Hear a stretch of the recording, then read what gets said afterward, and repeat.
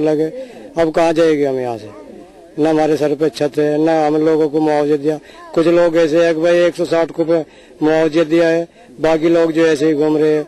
8-8, 10-10 बच्चे हैं जिसको मुआवजा नहीं है अब तक। 32-33 आदमियों को ज्वाइंट कर रखे बस। दरअसल ये सारी जो हालात यहाँ पे पैदा हुए, जो एक डर है उसकी वजह से है, जो लोग यहाँ से नहीं जाना चाहते हैं।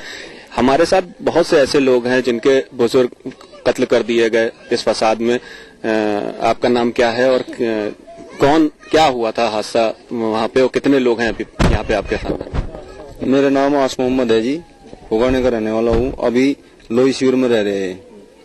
8 तारीख के दंगे में हम यहाँ पर आए थे लोही शिविर में। मेरे बाप को बहुत बुरी तरह से उन जाटों ने बहुत बुरी तरह से हमारे सामने खींच के ले गए और काट दिया गया। और जो है वहां से फोन पर फोन करते रहे हम पुलिस प्रशासन पे, उन्होंने हमारी बात कोई भी नहीं वो करी। गोरिनी जी, परिवार में कितने लोग हैं अभी, क्या हालत है यहाँ पे शिविर में? परिवार में हम यहाँ जी 12-14 आदमी हैं हम यहाँ पर। और हमारे लिए जो है सबसे पहली बात तो यह है, हमारे बाप के कातिल को नहीं प्रशासन ने उठाया जी। इस वजह से डर है कि नहीं वापस? इस वजह से हम फुगाने गांव में तो जाएंगे ही नहीं बिल्कुल भी। हमारे बच्चे भी उस हादसे को देखे हैं और रात में भी डरते हैं जी। रात में डरते हैं कि वही ख्वाब नजर आता है हमारे बच्चों को कि हमारे बाप को, हमारे बच्चों के बाबा को कैसे मार दिया गया। इस वजह से हमारे बच्चे भी रात में डरते हैं जी। पहली बात तो यह है, जो हमारे बाप के कातिलवार है वे अब तक क्यों किस लिए नहीं उठाए गए? सरकार यहाँ पे घर बना के दे तो आप इसमें जाने? सरकार यहाँ पर घर बना के दे तो हम यहीं पर रहेंगे और हम कहीं नहीं जाएंगे जी। ये पूरे हालात जो पैदा हुए वो दरअसल इस फसाद की दहशत की वजह से पैदा हुए हैं। यहाँ पे जो खानदान है वो अपने गाँव को नहीं जाना चाहते वापस, उसकी सबसे बड़ी वजह सिर्फ दहशत है। हुकूमत जिस तरह के दावे करती है कि उनके लिए इक़दाम किए जा रहे हैं, जब किसी खानदान में 14 लोग होंगे, 5 लाख का मुआवजा उस खानदान के लिए क्या होगा, जबकि 4 भाई अलग अपने खानदान के तौर पर रह रहे हैं। कैसे मकान बनाएंगे, किस तरह से रहेंगे? बहुत सारी ऐसी कंडीशंस हैं, बहुत सारी ऐसे वजूहात हैं जिसकी वजह से बहुत सारे लोग अपने गांव को जाने को तैयार नहीं है। वो यही चाहते हैं कि हुकूमत यहाँ पे उनके लिए छत का इंतजाम कर दे, तहफ़्फ़ुज़ उनको मिले, हिफाजत का इंतजाम कर दे, जो उनको गांव में नजर नहीं आता। कैमरा पर्सन वसीम अहमद के साथ तंजीर अंसार, ETV न्यूज, लोई, मुजफ्फरनगर। तो सियासत चाहे कुछ भी कहे, लेकिन असल हकीकत तस्वीरें खुद बयान कर रही हैं। उधर मुजफ्फरनगर के मुख्तलिफ कैंपों में हालात कितने बदतर हैं, इसका अंदाजा हालिया दिनों में हुई मासूम बच्चों की अमवात से बखूबी लगाया जा सकता है। अपने जिगर के टुकड़ों को खोने वाली ये बेबस माएं इसके बावजूद भी इन कैंपों पर बद से बदतर जिंदगी गुजारने पर मजबूर है। अगले दिन हो रही बीमार था या दवा नहीं मिल पाई, क्या हुआ था? बीमार नहीं था, बस ठंड के वजह से हुआ। क्या हुआ था आप वाले दिन? बस ठंड के वजह से अटर सी गया था बस बच्चा अपना वो गया। फिर उसके दवा मतलब कोई ना तो कोई इसके बीमारी थी, बस ठंड के वजह से थोड़ा वो गया, अकड़ सी गया था बच्चा। ऐसे कितने हैं यहाँ पे परिवार जिनके बच्चे मारे गए होंगे? ऐसे 15-16 है, देखिए 15-16 जी। बामसेफ के इजलास में शिरकत करने लखनऊ आए जमीयतुल उलमा हिंद के जनरल सेक्रेटरी मौलाना महमूद मदनी से ETV नुमाइंदा इरफान अली ने खुसूसी बातचीत की है। जमीयतुल उलमा हिंद के जनरल सेक्रेटरी मौलाना महमूद मदनी साहब हमारे साथ मौजूद हैं, हम मालूम करते हैं उनसे। आज आपने बामसेफ के प्रोग्राम में शिरकत की है। मुल्क में जिस तरीके के सियासी हालात बन रहे हैं, मुख्तलिफ ग्रुप बंदियां हो रही हैं, क्या माने निकाले जाएं इसके? कोई सियासी मामला नहीं है, समाजी मामला है। समाजी तौर पर वो लोग जो महरूम रह गए, महरूम रखे गए, तो जमीयतुल उलमा हिंद का ये पुराना मिशन है कि इस तरह के लोगों के साथ ताल्लुकात रखना, उनके प्रोग्रामों में शरीक होना। जमीयत ने तो एक प्रोग्राम और चला रखा था, काफी अरसे से बंद है वो बीच में, उसको भी शुरू करेंगे। साथ में मिल बैठकर खान पान का, एक थाली में साथ में खाना खाना। तो इसके पीछे कोई पॉलिटिक्स नहीं है, बल्कि एक समाजी बदलाव की जो कोशिशें, इस्लाम ने उन कोशिशों की जो जिम्मेदारी हमारे ऊपर डाली है, इस एहसास के साथ कि हम उस जिम्मेदारी को पूरा नहीं कर पाए हैं और नहीं कर पा रहे हैं, तो उसी रास्ते पर आगे बढ़ने की कोशिश कर रहे हैं। इस तरह की कोशिशें कई बार मुल्क में हो चुकी हैं, मुसलमानों को, दलितों को एक प्लेटफॉर्म पर लाने की। ज्यादातर कोशिशों का मकसद सियासत थी, और जब सियासत आती है तो अक्सर तोड़ होता है। हमारी कभी भी इस तरह की कोशिश के पीछे सियासत नहीं, बल्कि एक शरई जिम्मेदारी। तो हम ये समझते हैं कि आहिस्ता आहिस्ता बढ़ेंगे आगे। जी हाँ। आप जिस इलाके से आते हैं उस इलाके में बड़ा फसाद हुआ है, और जिस तरीके का वहाँ का समाजी ताना बाना था, उसमें जो बिखराव पैदा हुआ है, उसको फिर से सही करने के लिए, दुरुस्त करने के लिए किस तरह के कदम आप लोग उठाएंगे? उठा भी चुके हैं। पहले एक सद्भावना की, भाईचारे की, एकता की मीटिंग मुजफ्फरनगर में भी हो चुकी है, और अब इसको तहसील के लेवल पर ले जाने की तैयारी चल रही है कि तहसील और गांव के लेवल पर उसको लोगों के बीच में जोड़ पैदा करने की कोशिश की जाए। उत्तर प्रदेश हुकूमत जो फसाद मुतासरीन हैं उनकी इमदाद के लिए, राहत रसाने के लिए बड़े बड़े दावे भी कर रही है और बयानबाजी भी हो रही है। कुछ लोग कह रहे हैं इत्तेफाक से दोनों बातें झूठी हैं। ये भी झूठ है कि उन्होंने बहुत कुछ किया है। पैसा देना मसले का हल नहीं है, इंसाफ करना मसले का हल है। आपने इंसाफ नहीं किया, आपके सामने जालिम घूम रहे हैं, आप उन जालिमों को न जुल्म से रोक रहे हैं और न जुल्म जो हो चुका है उसको सजा देने की का प्रोसेस स्टार्ट कर रहे हैं, और आप ये ऐलान कर रहे हैं कि आपने पैसे दे दिए। हम आपका शुक्रिया भी अदा कर सकते हैं उसके लिए, लेकिन साथ साथ आप ब्लेम दे रहे हैं। भिखारी है कोई, आपकी भीख लेकर के खुश हो जाएंगे? ये नहीं होगा। इंसाफ करना पड़ेगा आपको, और आप इंसाफ नहीं करेंगे तो फिर आपको उसकी सजा भुगतनी पड़ेगी। नेताजी ने कहा है कि जो कैंपों में लोग रह रहे हैं वो नेताजी झूठे हैं, आपके नेताजी झूठे हैं। कोई किसी के साथ जाए, वो भी जुल्म के साथ नहीं, कोई भी रह सकता, ज्यादा दिन कोई जुल्म के साथ नहीं रह पाएगा।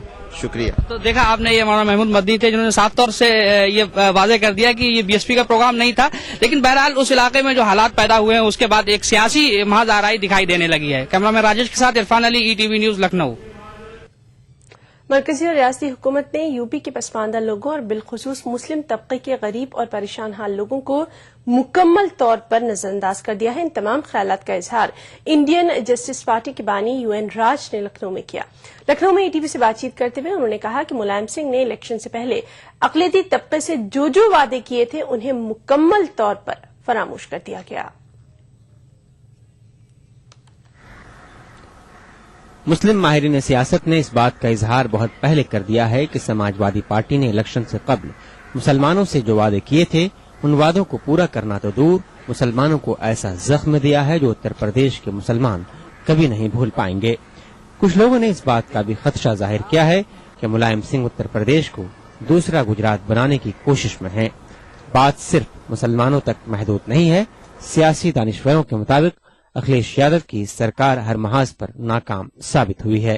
जातियों को लाभ मिला है, और जैसे नाई है, तेली है, स्वर्णकार है, साहू समाज है, पाल है, प्रजापति है, ये अति पिछड़े हैं। ये सामाजिक न्याय के लड़ाई का लाभ नहीं ले पाए हैं। हुकूमत ने वादे पूरे नहीं किए तो हिंदुस्तान की सबसे बड़ी अक़लियत के ख्वाब भी अधूरे रह गए। मुसलमानों के साथ समाजवादी पार्टी ने भी वही किया जो कांग्रेस, बीजेपी और दीगर सियासी जमातें करती रही हैं। सियासी, समाजी, तालीमी और माशी मैदानों में किसी भी सतह पर ऐसा कोई कदम नहीं उठाया गया जिससे अक़लियतें राहत महसूस कर सके। सच्चर कमेटी के पहले ही जब मंडल कमीशन के माध्यम से 27% का आरक्षण मिला तो उसमें लगभग 2/3 मुसलमान शामिल हुए। उसमें ही बंटवारा हो जाना चाहिए था। 27 में जितना मुसलमानों का बनता है लगभग 9% बनता है। अगर वो इम्प्लीमेंट हो गया होता बंटवारा होकर के, तो आज मुसलमान का बेटा या पसमानदा मुसलमान भारत के हुकूमत के हर जर्रे पर बैठा होता है। इंजीनियर, डॉक्टर, सिपाही जो भी है, डीएम, एसपी है जो है, वो नहीं हो पाया है। तो अगर वही लागू हो जाए और जितना हिस्सा पसमानदा मुसलमानों का बनता है उसको अलग कर दिया जाए, इसकी मजम्मत हम करते हैं। इंडियन जस्टिस पार्टी बहुत दिनों से इस काम को कर रही है, लेकिन हो नहीं पा रहा है, आवश्यक समर्थन भी नहीं मिल रहा। और मुलायम सिंह जी जो मुसलमानों के खैर ख्वाह बनते हैं, उन्हें करना चाहिए। जब सत्ता में आए थे तो एक आदेश जारी कर सकते थे वो। कई तंजीमें पहले ही यह ऐलान कर चुकी हैं कि अगर समाजवादी पार्टी की मौजूदा हुकूमत ने अपने वादे पूरे नहीं किए तो आइंदा पार्लिमानी इलेक्शन में उसे मुकम्मल तौर पर मुस्लिम वोट से महरूम होना पड़ेगा।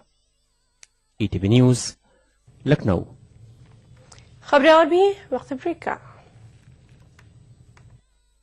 आजकल के अनहेल्दी लाइफस्टाइल, खान पान वगैरह की वजह से लीवर की कमजोरी एक आम बात हो गई है। नतीजा गैस, खाना हजम न होना और भूख न लगना। पेश है हमदर्द जिग्रीन, मुफीद जड़ी बूटियों से भरपूर। जिग्रीन एक कुदरती लीवर टॉनिक है। जिग्रीन का रोजाना इस्तेमाल आपको देता है कीमियावी और जहरीले अनासिर से हिफाजत, बेहतर कुव्वत हाजमा, पीलिया जैसी जिगर की बीमारियों के इलाज में मदद। अपनाइए हमदर्द जिग्रीन और अपने लीवर को बनाइए स्ट्रॉन्ग। क्या आप अपने चेहरे पर कील मुहासों के दाग, धब्बों, झाइयों से परेशान हैं? तो इनसे छुटकारा पाने का एकमात्र समाधान मेलाज स्किन क्रीम, एली फार्मास्यूटिकल्स द्वारा निर्मित। गर फिरदौस बर्रुए जमी अस्त, हमी अस्तो हमी अस्तो हमी अस्त। जम्मू कश्मीर के हर वाकये और हर पहलू पर ईटीवी की नजर। देखिए ईटीवी उर्दू कश्मीर रोजाना शाम 7 बजे और सुबह 7:30 बजे सिर्फ ईटीवी उर्दू पर। न हमें उन्हें पाने की जुस्तजू है, न हमें उन्हें अपना बनाने की आरज़ू। फिर भी क्यों बनेंगे हम सफर? बेइंतहा 30 दिसंबर से सोमवार से शुक्रवार रात 9 बजे सिर्फ कलर्स पर। अपनाइए मेलाज स्किन क्रीम। इसको सिर्फ रात में इस्तेमाल करने से आपको मिले फेस प्रॉब्लम से आजादी। अब फेस प्रॉब्लम को कहिए बाय बाय। एली फार्मास्यूटिकल्स द्वारा। हिंदुस्तानी अदलिया को दरपेश हैं बड़े चैलेंजेस, आखिर क्या है इनका हल? ईटीवी उर्दू पर जस्टिस जीएस सिंघवी की सदारत में मुबाहिसा। शुबाए अदलिया की नामवर शख्सियात होंगी मौजूद। चैलेंजेस बिफोर इंडियन जुडिशरी 26 दिसंबर दोपहर 3 बजे फुटेज क्लार्क्स आमिर से रास्त टेलीकास्ट सिर्फ ईटीवी उर्दू पर।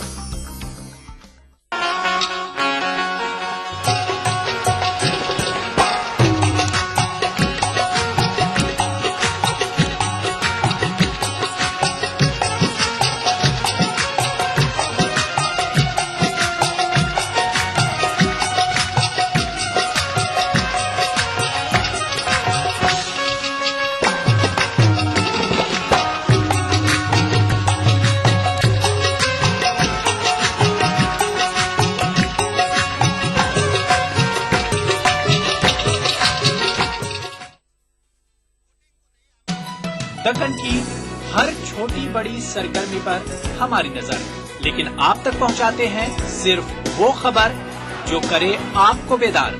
सियासत के गलियारों से रोजमर्रा की जिंदगी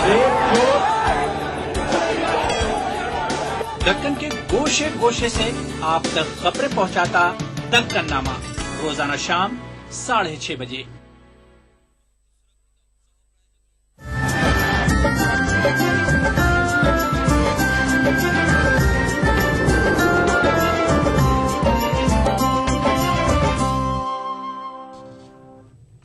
ब्रेक के बाद खास बात में एक बार फिर आपका इस्तकबाल करते हैं। ऑल इंडिया मजलिस मुशावरत ने इल्जाम लगाया है कि कांग्रेस और बीजेपी की मिली भगत से इंसदाद फिक़वाना फसाद बिल पार्लियामेंट में पेश नहीं हो सका। इनका मानना है कि अगर ये बिल पास हो जाता तो इस कानून की जद में ज्यादातर इन्हीं पार्टियों के लोग आएंगे। उन्होंने कहा कि बीजेपी खुली मुखालफत कर रही है, लेकिन कांग्रेस दर पर्दा इसे पास न कराने की कोशिश में मसरूफ है। ये अलग बात है कि कांग्रेस झूठे हंगामे खड़े कर रही है कि वो इस बिल को पास कराना चाहती है ताकि उसका मुस्लिम वोट बैंक महफूज रह सके। इनका मानना है कि आइंदा इंतखाबात में कांग्रेस को शिकस्त का मुंह देखना पड़ेगा।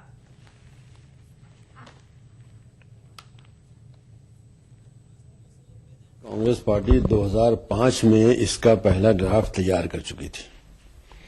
उसके बाद से मुस्तकिल वादे किए जा रहे हैं, अब पेश होगा तब पेश होगा। 2005 से आज 2013 है, मतलब ये कि तकरीबन 7-8 साल इसमें गुजर चुके हैं। अगर ये वाकई सीरियस होते तो अब तक ला चुके होते। लेकिन अब जो नई सूरत हाल पैदा हुई है वो कि केजरीवाल ने इनको पटक दिया है इनको, और इनको लग रहा है कि अब ये दोबारा वनवास में जाएंगे 10 साल के लिए। इसलिए इन्होंने जल्दी जल्दी जो है लोकपाल बिल भी ले आए और अब इसकी बात भी शुरू की है। लेकिन अगर ये वाकईतन ये मुखलिस होते तो पिछले जैसे कि वादा कर रहे थे, ये खुद ही वादा कर रहे थे, ये और कोई नहीं कर रहा, ये खुद कह रहे थे कि इस जो विंटर सेशन है इसके अंदर हम ले आएंगे इसको। लेकिन विंटर सेशन खत्म हो गया और ये नहीं लाए, और अब मजीद ऐसा कोई सेशन नहीं आने वाला है जिसमें हो, इसलिए कि जैसे ही इलेक्शन वगैरह का ऐलान हो जाएगा ये कुछ भी नहीं कर पाएंगे।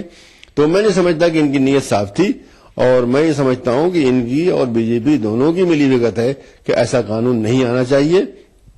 इसलिए कि ऐसे कानून आने से नेताओं पर और जो इनके बाहुबली हैं वगैरह वगैरह सब पर जो है असर पड़ेगा, सबकी पिटाई होगी और सब लोग जेल जाएंगे। मध्य प्रदेश में गिरफ्तार किए गए सिमी के 3 मुश्तबा कारकुन तहरीक तालिबान पाकिस्तान से राब्ते में थे, ये कहना है मध्य प्रदेश एटीएस का। एटीएस चीफ संजीव सिमी के मुताबिक पूछताछ के दौरान सिमी के मुश्तबा कारकुनों ने इस बात का एतराफ किया है। एटीएस चीफ ने मजीद जानकारी देते हुए कहा कि सिमी के मुश्तबा कारकुन मुल्क की बड़ी हस्तियों को निशाना बनाने का मंसूबा बना रहे थे। इसके अलावा ये तीनों पटना सिलसिलेवार धमाकों के मुलजिमीन से भी राब्ता बनाए हुए थे।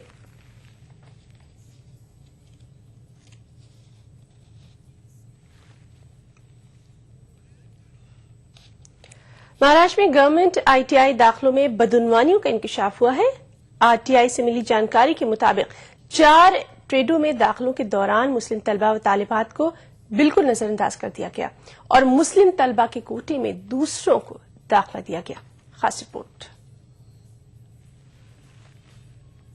आईटीआई में 4 ट्रेड ऐसे हैं जिनमें मुस्लिम तलबा के लिए 54% रिजर्वेशन है। हर ट्रेड में तकरीबन 16 तलबा के दाखिले होने हैं। इस तरह कुल 66 तलबा में तकरीबन 30 निशस्तें मुस्लिम तलबा के लिए मुख्तस होनी चाहिए। लेकिन इस साल जून और जुलाई में हुए दाखिलों में जिन 66 तलबा को दाखिला दिया गया उनमें सिर्फ 12 तलबा ही मुस्लिम हैं, जबकि मुस्लिम कोटे में दिगर मजाहिब के तलबा को दाखिला दिया गया। बड़ी तादाद में मुस्लिम तलबा दाखिलों के लिए आईटीआई पहुंचे, लेकिन उन्हें दाखिला नहीं दिया गया। इस बात का एतराफ खुद आईटीआई के प्रिंसिपल कर रहे हैं। कम हुआ है, लेकिन ये सब प्रक्रिया ऊपर से होने की वजह से हम इसमें कुछ नहीं कर पाते थे उस टाइम। कभी समझो संस्था लेवल पे कभी हेड ऑफिस ने परमिशन दी रहती थी लास्ट राउंड में, तो ये ऐसी नौबत नहीं आती थी। आईटीआई में मुस्लिम तलबा के साथ तासुब की एक मिसाल गुज़श्ता साल दाखिला लेने वाले तलबा भी हैं। जिन तलबा ने पिछले साल यहाँ दाखिला लिया था उन्हें इम्तहानात में फेल कर दिया गया। तलबा का इल्जाम है कि उन्हें पढ़ाने के लिए कोई टीचर मुकर्रर नहीं किया गया और जिस ट्रेड में एक भी तालिब इल्म कामयाब नहीं हुआ उस ट्रेड में टीचर होते हुए बहुत कम क्लासें ली गयी। इसलिए भाई बच्चे फेल हो गए तो ऐसा नहीं है। वो जो भी समझो बुरा रिजल्ट आया वो ट्रेड का, उसका हम उनका ज्यादा प्रैक्टिस करवा रहे हैं। और ये ट्रेड का जो रिजल्ट है वो अन्य भी संस्था में ऐसा ही थोड़ा कम ज्यादा लगा है। और ये क्वेश्चन पेपर जो है ये ट्रेड की मतलब आईटीआई की जो सीटीएस की एग्जाम की जो क्वेश्चन पेपर है वो डीजीटी नई दिल्ली से निकलती है। तो मेरे ख्याल से वो उसका डिप्लोमा लेवल का वो क्वेश्चन पेपर था, इसलिए मतलब बच्चे उसमें ज्यादा फेल हो गए। यहाँ पर एक वाज़े तौर पे बात ये समझ में आती है कि कहीं ना कहीं माइनॉरिटीज के अंदर मुस्लिम समाज को डेवलप करने के लिए जो स्कीमात लागू की जा रही है वहाँ पर कुछ ना कुछ गलत फहमी का शिकार बोलिए या ऑफिसर्स की लापरवाही का नतीजा बोलिए, हम उसका सही फायदा नहीं उठा सकते। आईटीआई में मुस्लिम तलबा के साथ बरती जाने वाली जानिबदारी का यह इंकशाफ आरटीआई के जरिए हुआ है। मुस्लिम तंजीमों का इल्जाम है कि एक तरफ हुकूमतें मुसलमानों में नाखानदगी का रोना रोती हैं और मुसलमानों के लिए मुख्तलिफ तालीमी और फलाही स्कीमें बनाती हैं, दूसरी तरफ तालीमी इदारों से कोई बाज पुर्स भी नहीं की जाती। ETV news Nanded. राजस्थान की जेल में एक अनोखी शादी हुई। मुल्क की दीगर रियासतों में ऐसी कई मिसालें मौजूद हैं, लेकिन राजस्थान का ये पहला वाकया है। मोहसिन नामी शख्स पर एक लड़की के साथ बदसलूकी का मुकदमा चल रहा था। हाईकोर्ट ने फैसला सुनाते हुए मोहसिन की शादी इसी लड़की से कराए जाने की हिदायत दी। जेल इंतजामिया ने इस शादी की पूरी तैयारी की। जेल सुपरिटेंडेंट के कमरे में निकाह पढ़वाया गया। इस शादी में कई शख्सियात ने हिस्सा लिया। आइए देखते हैं इस दिलचस्प शादी पर ये रिपोर्ट। बहुत सी शादियों में आपने शिरकत की होगी। बैंड बाजा, बारात, धूम धड़ाका, नाच गाना, मेहंदी की रस्म वगैरह वगैरह। ये रस्में दूल्हा दुल्हन से लेकर दोस्त अहबाब रिश्तेदार सभी निभाते हैं। लेकिन हम जिस शादी की बात कर रहे हैं उसमें बैंड बाजा बारात तो है लेकिन रिश्तेदार नहीं है और दूल्हा दुल्हन के इस्तकबाल की जिम्मेदारी मिली है जेल इंतजामिया को। जी हाँ, दूल्हे के बाराती दोस्त जेर समात कैदी हैं या फिर सजा याफ्ता मुजरिम। दरअसल इस अनोखे निकाह का फैसला आज से 3 दिन पहले हाईकोर्ट के एक फैसले में लिखा गया। जस्टिस आलूवालिया की अदालत ने कैदी मोहसिन का निकाह उसी लड़की के साथ कराए जाने का हुक्म दिया जिसके साथ छेड़छाड़ के इल्जाम में वो एक लंबे अरसे से जयपुर की सेंट्रल जेल में बंद है। कि हमारे लिए भी ये बहुत अच्छा एक शुभ अवसर है कि जेल के अंदर हम पहली बार शादी करा रहे हैं, निकाह करा रहे हैं, तो निकाह बड़े अमल तरीके से हो जाए।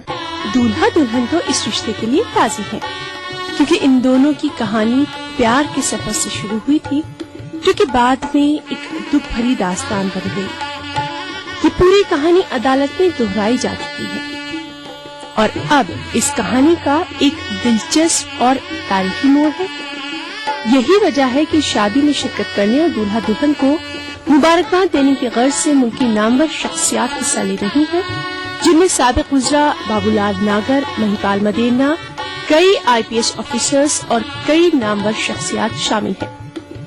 जेल इंतजामिया ने भी इस खास शादी की बेहद खास तैयारियां की थी। जेल सुपरिटेंडेंट के कमरे में शादी की रस्म अंजाम पाई और नायब काजी मोहम्मद सलीम ने दोनों का निकाह पढ़ाया।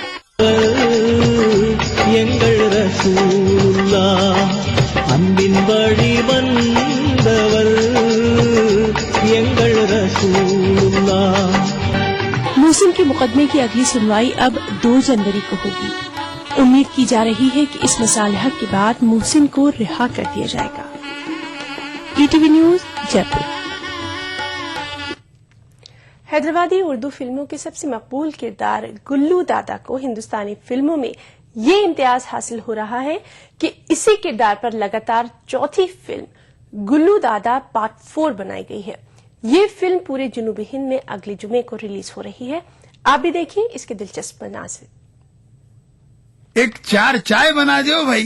4 खाने रखो, खबरस्तान ले जाने। माशाल्लाह, काफी पैसे हैं आपके पास। छीन लो। कुछ पान वगैरह भी मंगाना है? हाँ, 6 बाबा छीटा मंगा लो चुनने में। यहाँ 12 बाबा छीटा ला लो। ले शुरू हो गया बुढ़ा।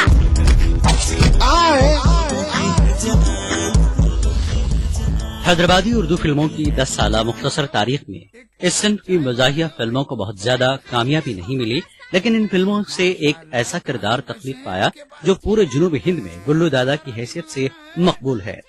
गुल्लू दादा के किरदार पर मबनी अब तक 3 फिल्में बन चुकी हैं। इन 3 फिल्मों की कामयाबी से हौसला पाकर इस सिलसिले की 4थी फिल्म गुल्लू दादा 4 बनाई गई है। इस किरदार को फिल्मों में मुतारफ करवाने वाले राइटर सलमान हैदर ने गुल्लू दादा 4 की हिदायतकारी की भी जिम्मेदारी अपने सर ली है। गुल्लू दादा की आप जितने फिल्म देखें कि 8 साल से लेकर 80 साल की उम्र तक के लिए जो है सबको जो है मिजाह फराहम करती है। गुल्लू दादा के किरदार को अब तक 3 फिल्मों में कामयाबी से निभाने वाले अदाकार अदनान साजिद खान इस फिल्म में भी मरकजी किरदार में नजर आएंगे। मामूली गब्बर सिंह को यह जेल की सलाखें नहीं रोक सकी तो मेरे को क्या रोकती। और जिस दिन मैं बाहर निकला ये जमीन हिलने लगी, आसमां से बिजलियां कड़कने। बुलेटिन में फिलहाल इतना ही। आदाब।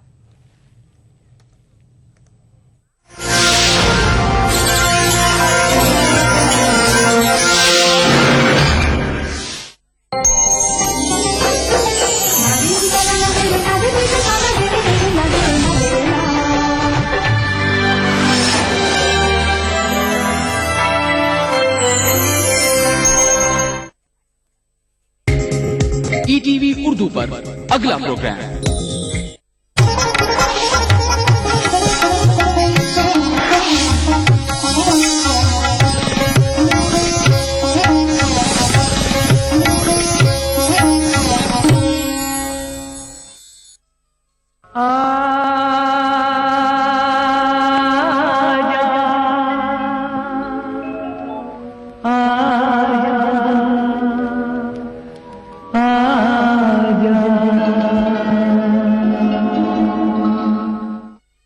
मुसाफिर सूर्य देवता शाम ढले पहाड़ों की ओट में अपने खेमे में विश्राम करने के लिए चले जाते हैं। पंछी अपने घोंसलों में दुबक जाते हैं, बयार मंद हो जाता है और थके हारे इंसान भी अपने अपने घर को लौट आते हैं। ये लगभग रोज का सिलसिला है और यूं ही चलता रहता है। लेकिन शनिवार की शाम का ढलना और रात के दरवाजे पर दस्तक देना एक खास संदेशा लेकर आता है, और वो ये है कि आपसे मुलाकात का वक्त आ गया है। तारों भरे आसमान की छांव हो या दूधिया चांदनी की जगमग, ये शाम बहुत ही खास होती है, क्योंकि ये होती है आपसे रूबरू होने की शाम।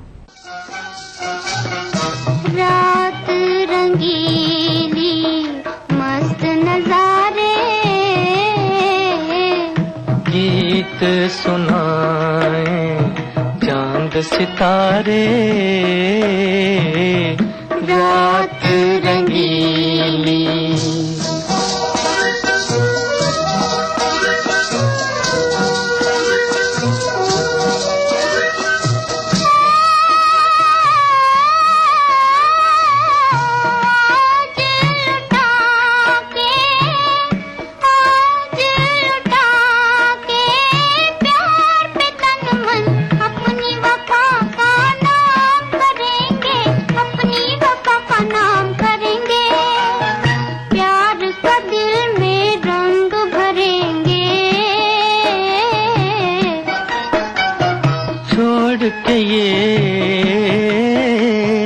दुख दर्द की दुनिया, नया नगर आबाद करेंगे, जीवन को आजाद करेंगे। हम तुम दोनों प्यार के मारे, हम तुम दोनों प्यार के मारे, मस्त नजारे,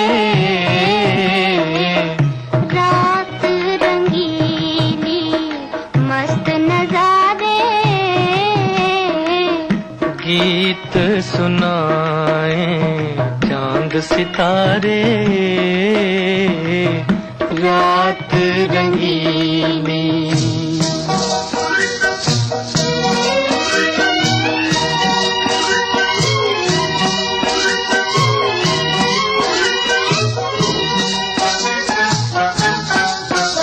आओ आओ आओ चले आकाश पे हम तुम, चांद की नगरी में छुप जाएं, दुनिया वाले देख न पाए। नाच नाच के ताल पे मन की नाच नाच के, नाच नाच के ताल पे मन की अपना अपना राग सुनाए।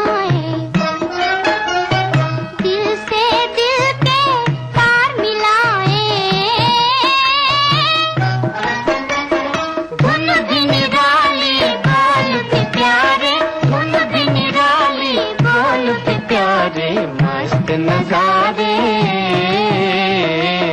रात रंगीली। चांद तारों के अफसानों को कवियों और शायरों ने अपने अपने अंदाज में खूब लिखा है, और फिल्मों ने उन्हें जिस अंदाज में फिल्माया है वो हर इंसान को अपनी कहानी लगती है। चांद तारे फूल खुशबू से सुनिए, सबको पता है नाम आपका, किसी से सुनिए। आंखों में नमी का समंदर जब लहरा रहा हो, मुस्कुराहट क्या है मेरे अश्कों से सुनिए।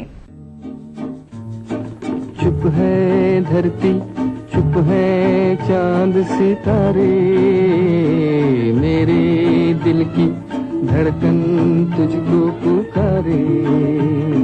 चुप धरती चुप है चांद सितारे, मेरे दिल की धड़कन तुझको पुकारे।